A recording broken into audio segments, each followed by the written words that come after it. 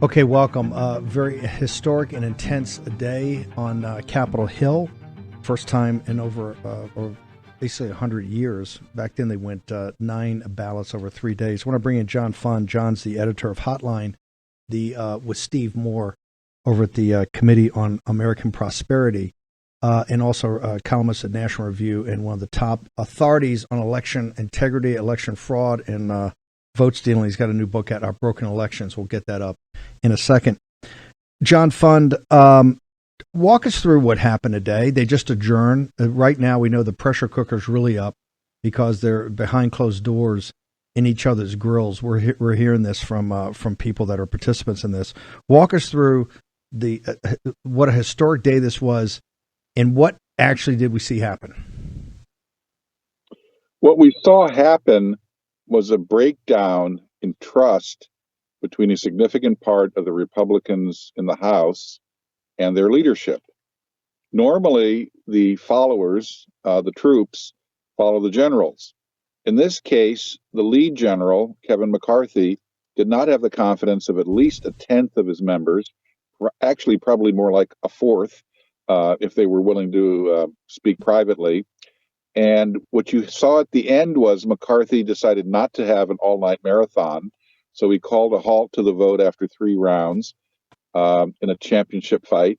And they're now having a long recess, and they'll promise other things. They'll threaten, they'll bamboozle, they'll bully. But I don't think it's going to work, because if Kevin McCarthy were to win after this, I think he would be a fundamentally weak leader. I think the Democrats would sense that weakness, and they would press for everything that they could on the floor to anger he and his anger the conservative base, sort of goad them on. And I think Kevin McCarthy would prove to be an ineffective, basically non-speaker. And I think in the end, what's going to happen is McCarthy's going to recognize that the chalice he's been handled is poisoned, and that he'll step down. And I think ultimately the job is going to go to Steve Scalise, who is the whip, the number 2 House Republican right now from Louisiana. Let me look. You've covered you've covered the politics for a long time, but particularly because today on the morning show we talked about this was 12 years in building up from the Tea Party. This was really this kind of populist wing of the party, the Trump movement part of it, but the Tea Party before that, and there was a lot of anger against what Russ Vought calls the cartel or the central uniparty apparatus. So there was a lot of this has been building up for a while. Why do you say he'd be so weakened? Because he would have to give up so much in order to get these votes? Well, he has, in the course of the last 3 weeks, when he's been campaigning for Speaker, Kevin McCarthy has pretty much conceded everything to his critics, which has driven the moderates in the party crazy. So they no longer trust him, because he said things like, I'm not going to allow vacating the chair. I'm not going to allow 5 members to band together and force a vote on whether or not I remain Speaker. I promise you I won't do that. To the conservatives, he promised, well, I'm never going to agree with you. I'm never going to give you everything you wanted. So, there's an old saying, Steve, and I'm sure you've heard it, you can't be all things to all people. And Kevin McCarthy, whom I've known for 25 years, and has many admirable qualities. He's a tactical genius. He's a magnificent fundraiser. He's a great, if you want somebody to, know how to turn the dials on the floor, he'd be good at it. But I'll be honest with you, having known him for 25 years and never having had crosswords with him, he doesn't believe in much. He's not a policy guy. There's no ideological core there. In fact, his mentor, Bill Thomas, the former chairman of the House Ways and Means Committee, said the other day, I'm really disappointed in Kevin. It looks like he just doesn't believe in much anymore, except his own ambition. How did, knowing that this day was coming, how did McCarthy get? I mean, he's the guy in charge of recruiting. He kind of formed this. How did he actually get to a place to be essentially humiliated on the floor for a better part of the day? How did this day arrive for him, given all the power he had to shape this? It all began 7 years ago when John Boehner retired suddenly in the middle of a congressional session as Speaker. And everyone thought it would be Kevin McCarthy who took over. He was the whip at the time. And the problem was that people didn't trust McCarthy then, 7 years ago. Remember, he ran for Speaker, then he stepped down, and that's how we ended up with Paul Ryan, because people were desperate. And they didn't have a plan B, so they went to Paul Ryan and said, you're respected, you're liked, you have national recognition because you ran as vice president with Mitt Romney in 2012. Please be Speaker. And Ryan reluctantly agreed with, shall we say, at best mixed results. And McCarthy has already had this happen once. He had to step back in a humiliating fashion. But he stayed, to his credit, he stayed. He campaigned for people. He raised money. He climbed up the greasy pole. But now the doubts have returned more than ever, that since the Republicans had a very disappointing election in the House, they expected to win 20 seats, 25, 30 seats. They ended up winning 9, enough for control, but not for really effective control. And their margin is close enough because the speakership is elected by the entire body of Congress, not just Republicans, that he can only afford to lose 4 members of his 222 members. He loses 5, he can't be Speaker. And now he's got 19 going to 20, and who knows what happens tomorrow morning. Going up. You're one of the top. Look, you're one of the top guys in elections. You and Hans in the country, and what needs to happen to make sure that Democrats can't continue to steal elections like they're doing in rigging elections. You also understand, given your time at National Review and the Wall Street Journal, the problems we have with the national debt, the problems we have with this massive overspending, things like the omnibus, given the fights that have to happen. If you leave the personalities aside, what the MAGA base or the populist wing of the Republican Party is fighting for today, how does this get resolved, regardless of personalities? Because there's clearly a difference in how hard you go after the Biden regime, how much you fight with the Senate. And you've got McConnell in Kentucky tomorrow rubbing up on Biden, talking about bipartisanship, which really means just more collaboration by the Republican Senate. So how do you see this playing out from a angle of attack point of view, not just personalities, but the policies that will be implemented and fought for? Well, first of all, remember, Steve, the old joke that we have a stupid party and an evil party. And the one thing you never want to do in Washington is have legislation that's bipartisan, because it will probably end up being both stupid and evil. The stupid party cannot resolve everything just with this vote or whoever they elect as Speaker. They're going to have to defer some fights and some internal divisions a little bit into the future. They have to figure out what we can agree on, what 3 or 4 central things unite all Republicans. And I would say it's this, and it has changed, obviously, in the era of Donald Trump. The first is the Trump economic policies worked. They worked. In fact, they were even lessening inequality. Real wages were going up until the pandemic.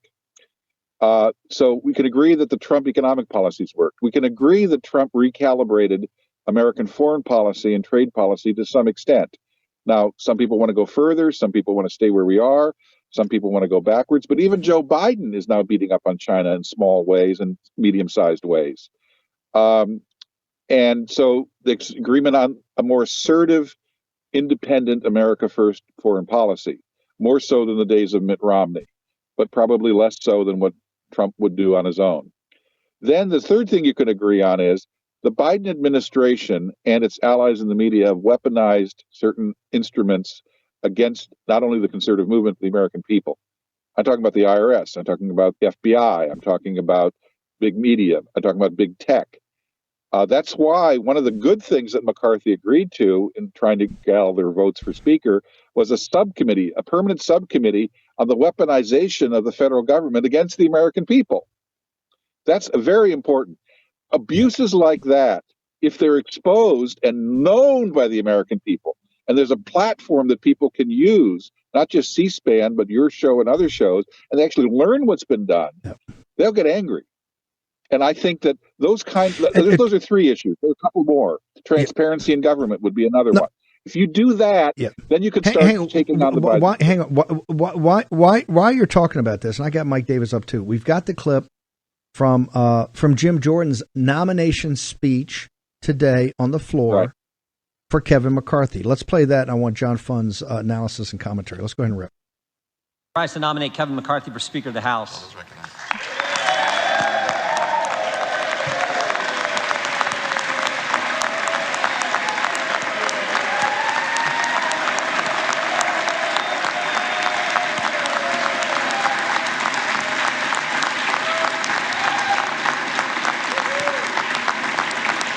The gentleman is recognized. Thank you, Madam Clerk. I think we have three objectives this Congress, three fundamental things we have to get done in the 118th Congress. First, pass the bills that fix the problems. In 2 years' time, we have a border that is no longer a border. We have a military that can't meet its recruitment goals. We have bad energy policy, bad education policy, record spending, record inflation, record debt, and a government that has been weaponized against we the people, against the very people we represent. So we need to pass legislation to address all that. And I hope my Democrat colleagues will join me. I really do. But I have my doubts. And if they don't, and if Chuck Schumer says, no, we're not going to take up that legislation that we pass, and if Joe Biden won't sign it, so be it. They'll have to answer to the people in 2024. Second, we can never, ever let a bill like the one that passed 12 days ago, $1.7 trillion spent, we can never, ever let that kind of legislation pass again.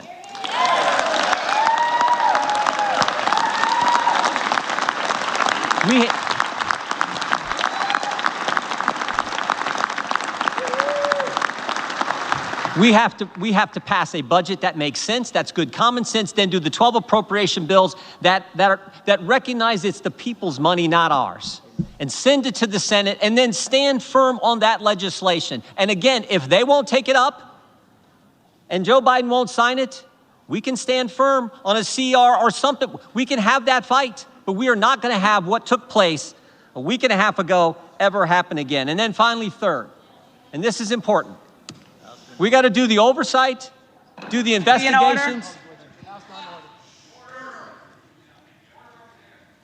We have to do the oversight and the investigations that need to be done.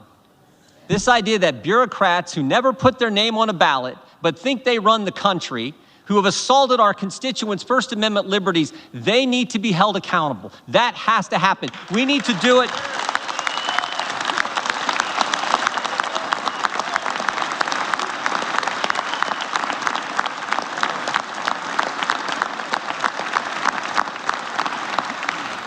We need to do it in a way that's consistent with the Constitution, but we need to do it vigorously and aggressively. That is part of our duty as members of this body. To my friends here on this side of the aisle, I would just say this. The differences we may have, the differences between Joyce and Jordan or Biggs and Bacon, they pale in comparison to the differences between us and the left, which now unfortunately controls the other party. So we had better come together and fight for these key things, these three things. That's what the people want us to do. And I think Kevin McCarthy is the right guy to lead us. I really do, or I wouldn't be standing up here giving this speech. I came in with Kevin. We came in the same time 16 years ago. We haven't always agreed on everything, but I like his fight. I like his tenacity, and I liked it. I remember Kevin told me, I actually wrote about this in a book. I remember Kevin told me, he said, when the toughest times in life are when you get knocked down, the question is, can you come back? And I've always seen him be able to do that. We need to rally around him, come together, and deal with these three things, because this is what the people sent us here to do.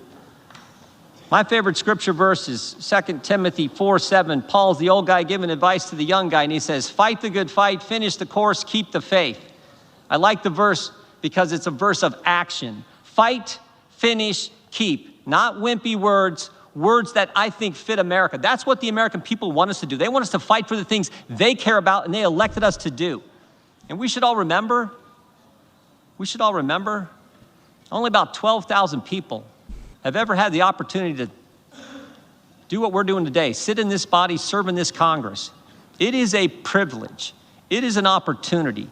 We owe it to them, the American people, the good people of this great country, to step forward, to come together, get a speaker elected so we can address these three things. I hope you'll vote for Kevin McCarthy, and that's why I'm proud to nominate him for Speaker of the House.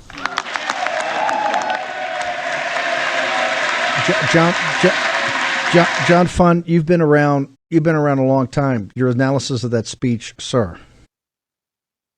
In 1976, Ronald Reagan lost the Republican nomination to Gerald Ford. He was asked after Ford won to step up to the podium and give a speech to unify the party. Reagan's speech, you remember it, Steve. You may have been on a ship somewhere, but you remember it. Reagan's speech was amazing.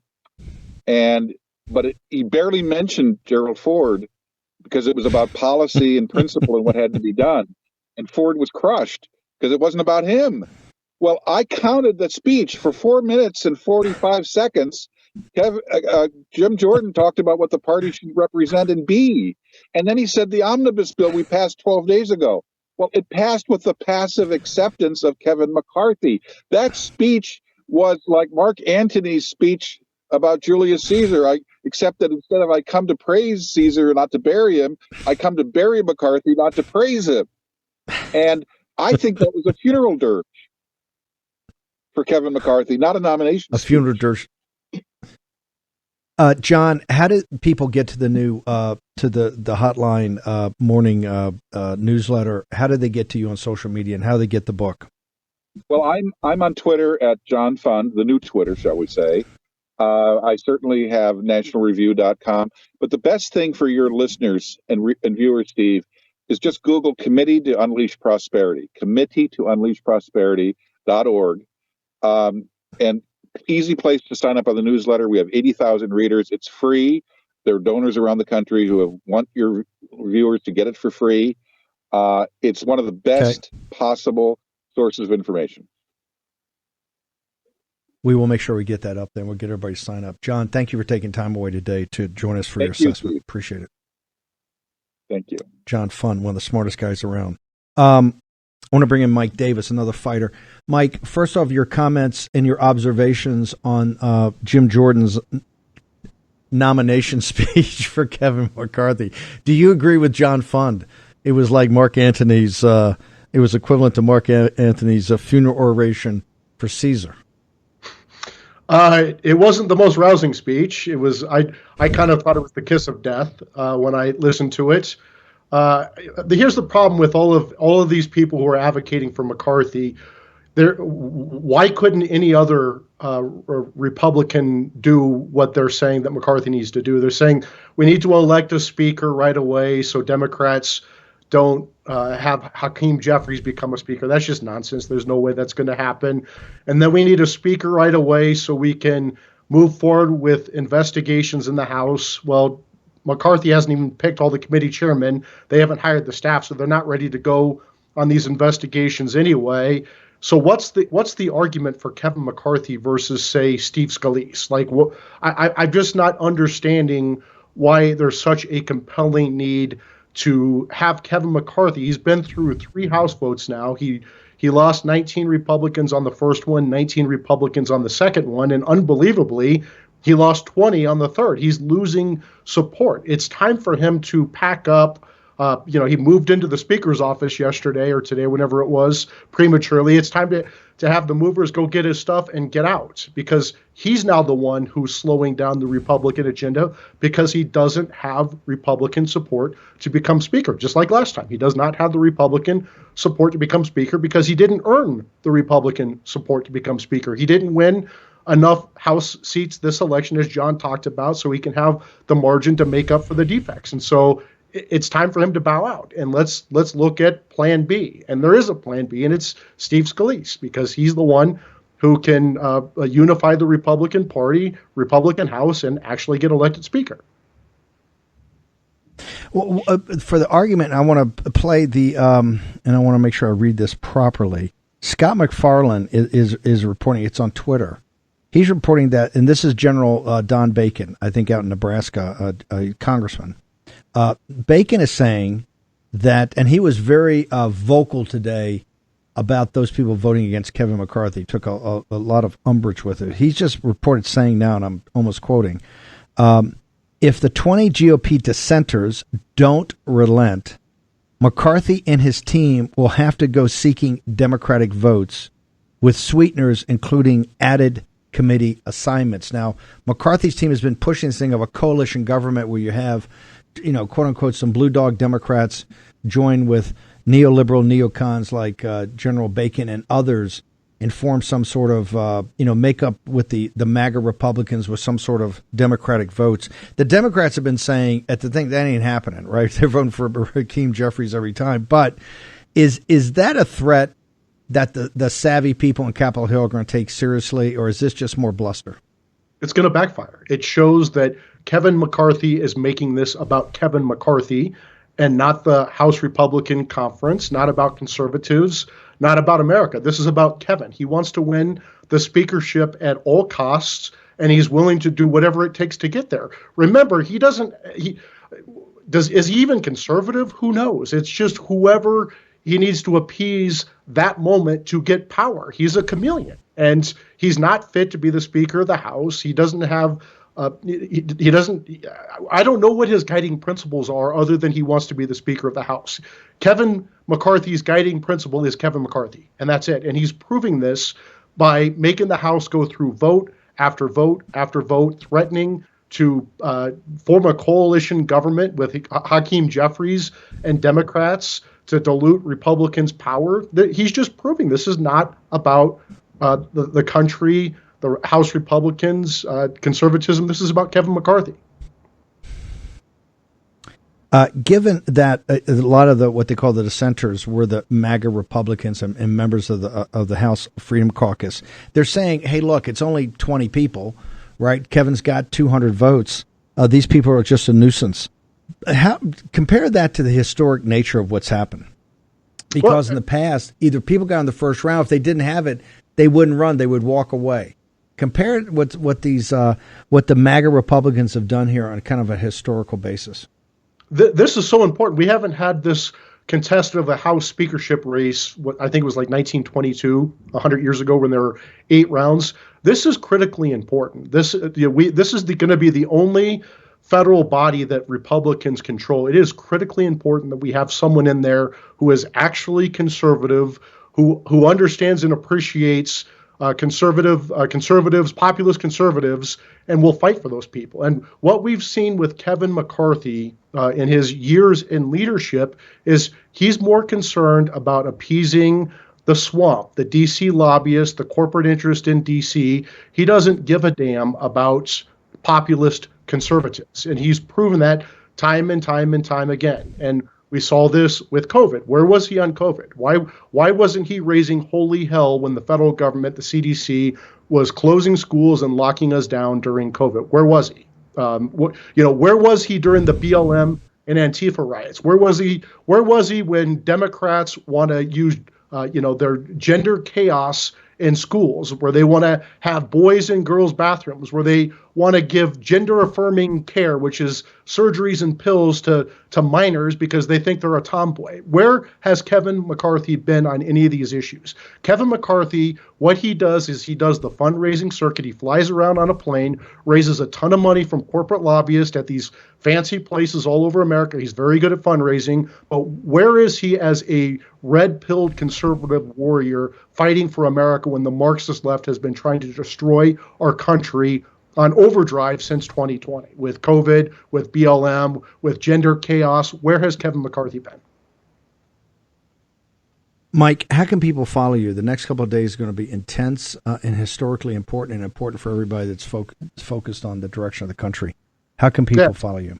It's article3project.org, article number 3project.org, at article3project, at article number 3project on Getter, Twitter, Truth.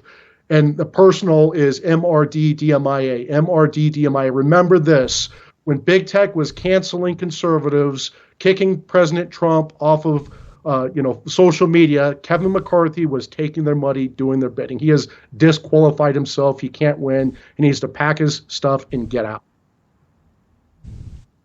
Mike Davis, thank you very much for joining us. Appreciate it. Look forward to talking to you tomorrow. We're going to get Bob Good up here in the second part of the show. I want to bring in Dr. Ryan Cole, and I'm going to ask him to stick through the break. Dr. Cole, any update from when you were with us on the morning show about this heroic safety for the Buffalo Bills? Any update? Got about a minute, and I'm going to hold you through the break. Any update? I understand he's still in critical condition. Thankfully, he's still alive and holding on by a thread, which is good news.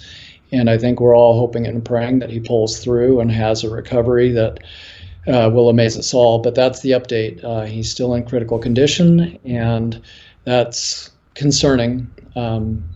Not out of the woods yet, and statistically we'll go over some of the things that can add up to why the concerns are still present based on his status being this long still intubated and sedated. Dr. Cole, if you will hang on, we're going to come back with you. We also have John Pearce, an expert on Pope Benedict XVI. His funeral is Thursday. We're going to have Bob Good, try to track Bob Good down on this very intense and historic day on Capitol Hill. Dr. Cole will join us as soon as we get back. The controversy is about this sudden death syndrome. Was this caused because of heart rhythm and being the play that was he was hit in the chest on the tackle, or is it something to do with the vaccine? Dr. Ryan Cole will join us right at the break. John Pearce, an authority on Pope Benedict XVI, and Bob Good, the congressman from Virginia that was kind of laughed at when he first said there's not the votes there for McCarthy and they're not going to be the votes there for McCarthy. Short break. Back in the war room in just a moment. Stephen K. Bannon. Dr. Ryan Cole, Damar Hamlin had a horrific incident last night on national television. Is the question, was it commotio cordis versus some sort of vax after effect? What is this whole controversy between? Was it about the hit and heart rhythmia, or was it something to do with the vax? Can you set us straight on this? Certainly. So commotio cordis is exactly what it sounds like, commotion of the heart. And a blunt force trauma to the heart can stop the rhythm of the heart suddenly. It happens, it's rare, and he certainly took a hit. But the question that is to be begged, and we should be asking this question societally, especially with the amount of sudden deaths in the younger cohort and the younger population, not just nationwide, but worldwide, 1,600 cardiac arrests since the rollout of the shots and 1,100 deaths in athletes. So we need to ask the question, did he have a booster recently? And it's especially dangerous if you're COVID recovered, which most people are, to get an injection on top of COVID recovery because of the hyperimmune response that occurs in the body. And we know the heart is especially sensitive in these younger, more active individuals. So the vaccine could certainly be contributory if he had one even within the last 4 or 5 months. And we've seen this under the microscope. My colleagues, Dr. Burkhardt out of Germany and his group, some of the autopsies I've reviewed here. And so it could be a contributory factor. And you can't find what you don't look for. So the question should be explored and not ignored. And much of the media obviously is attacking for saying, oh, how dare you suggest this? Well, Ed Dowd, his new book, Cause Unknown, the countless numbers of deaths in young people, and he has references to 100 different peer-reviewed papers in the back of the book with, vaccine cardiac injuries. So we know that it happens. You don't think this? You don't think this is being a conspiracy theory wingnut to ask these questions for science and medicine, sir? No, science should ask all questions. There's no consensus in science, and if these, all doctors and scientists agree when you censor the ones who don't. And that's the problem we have. The question should be asked because this is what should be explored. And, I hope it's not that, but we have ways of showing that it is in the laboratory, and hopefully it's not that. And again, wishing him a speedy recovery. But at the same time, if we're continuing to push and coercing young people in colleges, et cetera, and young athletes to take a shot they don't need for a virus that no longer exists, these shots are expired, then we're causing harm to the youth of our nation. We're causing harm to the young, healthy people of our nation. And these shots have been proven to be a failure. And so we have to ask the question. If we don't ask the question, we will never find that answer, and we're going to see continued harm. So this is really honoring the Hippocratic Oath to first do no harm. So if we don't explore these scientific concepts, then we're not going to be doing right by humanity. Dr. Cole, how can people follow you on social media? How do they get to your website to find out more about you? Certainly at Dr. Cole, the number 12 on Twitter. I can also be found at the letter R, COLEMD.com, rcolemd.com. And you can also find, you have to type it all the way in, www.globalcovidsummit.org. That's me, Dr. Malone, Dr. Urso, et cetera. So I can be found in those locations. Yeah. Dr. Ryan Cole, thank you very much for setting us straight tonight. Appreciate it. Pleasure. Thank you, Steve. Okay, historic day on Capitol Hill, but there's going to be another historic day in the Vatican on Thursday. Joseph Pearce is an expert, on many things in the Catholic Church, particularly Pope Benedict XVI. Joseph, particularly for our non-Catholic audience, and maybe even for part of our Catholic audience, how are we in a situation where you have a pope that has died and going to be buried, and the Mass is going to be officiated by a pope who's in office, sir? It's a very unusual situation. The last time that a pope resigned or retired from office was a saint, actually, Saint Celestine V, back in the 13th century. And Pope Benedict's the only pope since then to have followed that suit. But I would say one thing, however anomalous it was, and however all of us who admire Pope Benedict might have been disappointed by his resignation, the fact is that his predecessor is canonized. I honestly believe, and I say in my book, that Pope Benedict's papacy was much more successful than Saint Celestine V's, and I argue in the book he was as holy as Saint Celestine V. In other words, who's just passed away to meet his eternal reward is someone who I honestly believe, and I know many other people honestly believe, is now a saint. Joseph Pearce, in the book is by Tan. It's on the life and the papacy of Pope Benedict XVI. He was coming off of the reign of John Paul II. He was looked at, particularly by traditional Catholics, as being someone that could take the church through these turbulent times. And it was an absolute stunning shock when he stepped down, because most people that are raised Catholic didn't know about Saint Celestine. They never had been taught that a pope could actually step down or retire. Why did Pope Benedict, particularly given what's happened to traditional Catholicism after, why did Pope Benedict choose that path? I'll answer that as best as I can in a moment. But one thing I would like to say is he was St. John Paul II's right-hand man for 20 years. The two of them together were a dynamic duo, and they turned the tide against the liberals and the modernists in the church during St. John Paul II's reign. And then during the time that Pope Benedict was Pope, he did wonderful things for the restoration of tradition, for the defeat and defense of the church, and defeat of modernism and liberalism within the church. So he did a great deal of good before he retired. Now, obviously we're disappointed because we would have hoped that he would have carried on doing good. But I to answer your question, it's speculative, and there's lots of speculation out there. But my belief is that he didn't want to be Pope. The good thing about holy men is they're not seeking power. He was hoping to retire with the death of the St. John Paul II. He took on the burden of the papacy and did a great job for the period that he was Pope, and did some very important things, including the restoration of the traditional liturgy, the traditional Latin Mass, and other good things. But I think that he hoped that he realized he was getting old and getting weak and getting tired. And I think he hoped that a younger predecessor would take up the reins and follow in his path and continue with more energy the trail he had blazed, both as Cardinal Ratzinger, as St. John Paul II's right-hand man, and then as Pope Benedict XVI. I think that was his hope. Joseph Pearce, how do we get the book? Because people are going to want to read this now more than ever. How does people get the book, and how do people follow you on social media, particularly now all the way through Thursday to the funeral?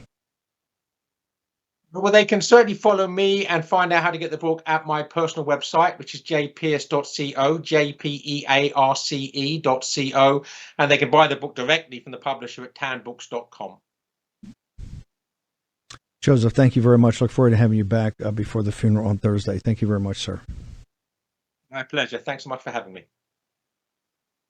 Normally, a funeral for the death and a funeral of a pope would be everything that Global News is talking about, but a historic day in Washington, D.C. today, and one of the individuals that drove that is Congressman Bob Good from Virginia. Congressman Good, and thank you. We had a little problem technically getting you up on Skype, but you joined us by phone. The first question I have to ask is, when you first came on the show, I think the day that you put out that you weren't going to vote for McCarthy, you said, hey, I'm telling you, Kevin McCarthy's not going to be speaker. He's not going to get the votes. And we had you on, and of course the audience loved you, but the mainstream media was like laughing, and who's this guy? He's a backbencher. As we close the day on the 3rd of January, the first work day, it looks like Bob Good was a lot closer to being right than Kevin McCarthy and his team. Can you give us your assessment, sir? Well, thanks for being with you, Steve. Sorry again for the technical difficulties, but I had predicted that we would have 10 to 15 votes against Kevin McCarthy on the first ballot. I was very pleased that my colleagues and I were able to bring 19 votes against him, to hold that on the second ballot and then to increase it by one on the third ballot. We were anticipating we would pick up even more votes on the fourth ballot. I think that's why Kevin McCarthy's team made the motion to adjourn. They wanted to try to have a sort of, I guess, a cooling off period, or try to reach out to some folks and see if they could try to persuade and change some minds. I don't think that's possible at this point. And, of course, we won't begin to vote again until noon tomorrow. But, time is on our side, Steve. We should not be in a hurry to make a bad decision. This is too important for the country. We've got to bring transformational change to Congress. We've got to not only elect a better speaker today, but we've got to deal a blow, if not a fatal blow, at least a wound to the swamp cartel, the establishment uniparty system that's hostile to conservatives, that has contempt to the voters who send us to Washington, and doesn't want the input of regular members who are, elected by their respective constituents in the 435 House districts. So this is critically important. And as you know, Steve, there's no hurry anyway, because with only controlling one House of Congress, and the Republicans having worked with the Democrats in the Senate primarily, but to some degree in the House, to pass the omnibus $1.7 trillion spending bill and surrender all of our financial leverage, our budgetary leverage, into September, the next time we'll have any ability to do anything meaningful in this Congress with the Republican majority will be when the debt ceiling limit is reached, when the debt ceiling increase comes forward, probably around mid-year. And we don't want Kevin McCarthy surrendering and making a bad deal with Democrats as Speaker, like he did as Majority Leader, and like he's done with every major spending bill since he's been in Republican leadership. The only one he voted against, while he hoped it would pass, was the $1.7 trillion omnibus bill from a couple of weeks ago, where he winked at his Senate colleagues and kind of gave them the nod, hey, go ahead and pass this thing. I got to say I'm against it because I'm trying to become Speaker. And they were literally laughing at him and deriding him and making fun of him because they knew he was just trying to get the votes for Speaker. Congressman Good, what did you know, I think it was 6 or 7 weeks ago when you came forward? Give us the case. What did you know then that manifested itself today on the floor? Because we did a real study of the mainstream media, MSNBC and CNN. They were absolutely shocked about what was going on. What did Bob Good know that played out today historically on the House floor? Thankful again for my colleagues. There are some true courageous conservative warriors in the House. I wish we had a few more of them in the Senate. But there are some true courageous conservative warriors, mostly in the Freedom Caucus, along with our friend and ally Matt Gaetz. And there were 5 of us who were willing to sort of walk that political plank. I've said many times, Steve, that almost everyone who's voicing support or expressing support for Kevin McCarthy for speakership among the Republican congressional members, it's because it's in their own selfish interest to do so. Whether it's avoiding any retaliation or any consequence for not supporting him, or because of what they stand to gain with committee assignments or leadership opportunities or so forth. But every one of us who voiced our opposition to Kevin McCarthy and is voting against him now is doing so in conflict with their own selfish political interests. Isn't that the courage that we call for members of Congress? And people like you and I and our friends in the so-called conservative media have derided Republicans for failing to lead, for failing to show courage, for surrendering to the status quo and the swamp system. And now you've got a few of us willing to do that, and some of our, we thought, friends, some of those who play conservatives in the media industry, present company, of course, excluded for obvious reasons, they are not really as conservative or as courageous as they have pretended to be. But I felt like these warriors, this group that we have, would hold together. So far, it has held together. I think we're going to increase our numbers. I think it's just a different time, Steve. We see the 5 million illegals invading the border. We see the $32 trillion in national debt. We see what's going on in our education system. We see the weakening of our military. We see the surrender of our American energy independence. We see the weaponization of the federal government against its citizens. We see the hiring of the 87,000 IRS agents. on and on we could go. We're teetering as a country. It's too important. We can't do what we've always done. We've got to make transformational change. We know Kevin McCarthy represents the problem, not the solution, and we shouldn't be in a hurry to make a bad decision. We are in it for as long as it takes. He's not going to be Speaker. We're not going to give in. The sooner he withdraws for the good of the country, the good of the Congress, and the good of the Republican Congress, the better off we will all be. We're going to try to get Jim Jordan through there. 20 of us can't choose the Speaker. It'll take 218. But as soon as Kevin McCarthy recognizes the reality because he's losing support, then we can move forward to see who is that best candidate we can get 218 votes for. I just remember the fourth, and this is what we were hearing, but you just verified it, that the fourth ballot, I'm not saying the floodgates would have opened, but more people would have come to your cause, and that would have been basically the death knell for the McCarthy. They may have hung on for a couple more ballots or votes, but that would have been the death knell for his attempt at speakership. Is that your assessment?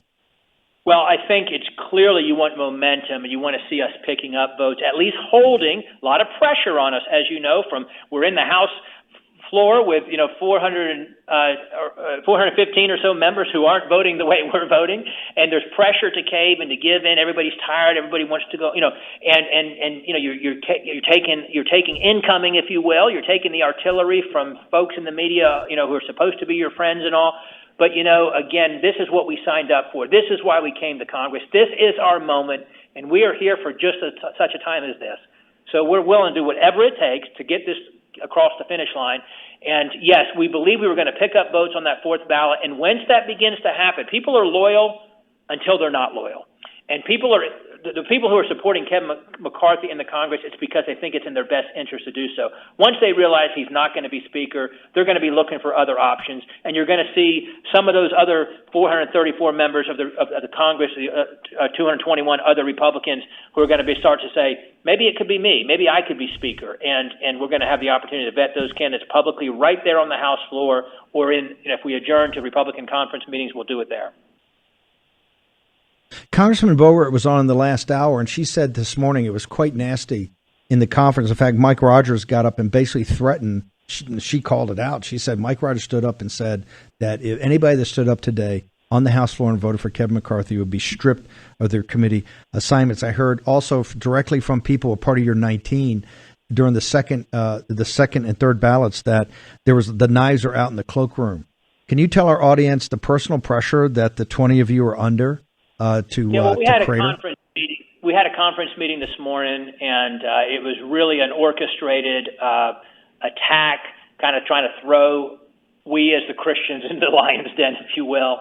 And it's funny, if Kevin McCarthy, if he showed the same intensity, the same anger, the same toughness against Democrats and Democrat policies that are ruining the country, if he showed that same kind of intensity and anger and toughness against them these last 2 years as minority leader, that he showed against Republicans in the conference meeting this morning just because they wouldn't support him as Speaker, we'd be probably having a different conversation today and probably be having a different vote today. But the only thing he cares about and the only conviction that he has is to become Speaker, and he will do or say anything to become Speaker.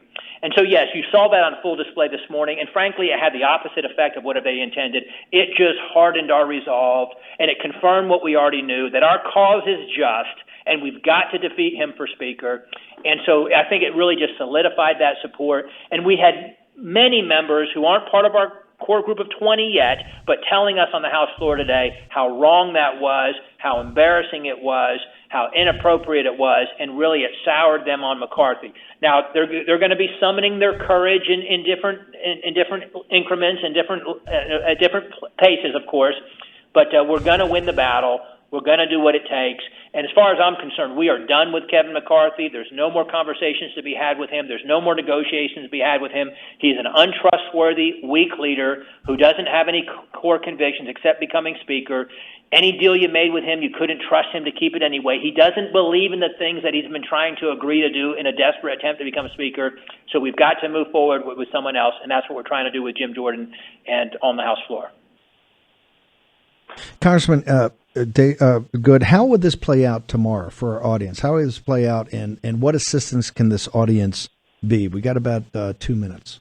Yeah, what everybody needs to do is to reach out to their respective Republican congressmen, if they're not part of the 20, and tell them they want them to vote against Kevin McCarthy, that they don't want Kevin McCarthy as Speaker. The country cannot afford another 2 years of the uniparty swamp cartel, sticking it to the American people, increasing the national debt, doing nothing about the border, and all the issues that we've talked about and you talk about ad nauseum on your show.